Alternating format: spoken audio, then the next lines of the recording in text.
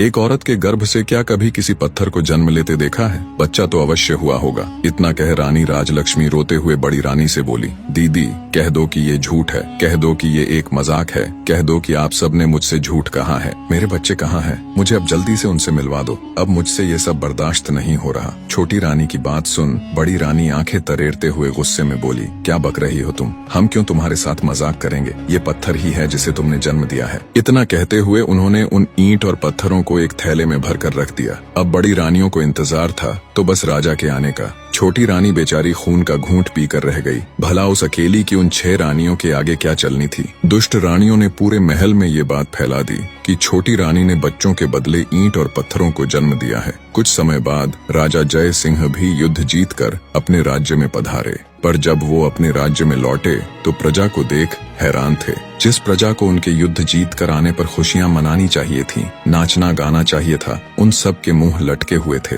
ये सब देख राजा को बड़ा आश्चर्य हुआ। वो असमंजस के साथ राजभवन में आए तो बड़ी रानी सहित अन्य 6 रानियों ने उनका स्वागत किया। उनके चेहरे पर अलग ही खुशी झलक रही थी, पर छोटी रानी राजलक्ष्मी का चेहरा मुरझाया हुआ था। ये सब देख राजा ने अपनी छोटी रानी से पूछा, क्या हुआ रानी, आपका चेहरा मुरझाया हुआ क्यों है? छोटी रानी कुछ कहती, उससे पहले ही बड़ी रानी बोल पड़ी, महाराज चेहरा तो मुरझाना ही था, इसका भेद जो खुल गया है। राजा बोला, भेद? कैसा भेद? तुम मुझे साफ साफ बताओ रानी कि आखिर बात क्या है। क्या रानी का प्रसव ठीक से हो गया था? तब दुष्ट रानी दुख का दिखावा करते हुए बोली, महाराज हमें ठग लिया गया है, हम सबके साथ बहुत बड़ा फरेब किया गया है। ये भोली सूरत वाली रानी राजलक्ष्मी एक झूठी मतकार और धोखेबाज औरत है। महाराज ये धूर्त स्त्री गर्भवती होने का दिखावा करती रही, जबकि ये कभी गर्भवती थी ही नहीं। इसने तो बस सब दिखावा किया है। गर्भ होने पर कुछ तो होता, इसे तो ईंट और पत्थर हुए हैं। इतना कहकर बड़ी रानी ने थैले में इकट्ठे किए हुए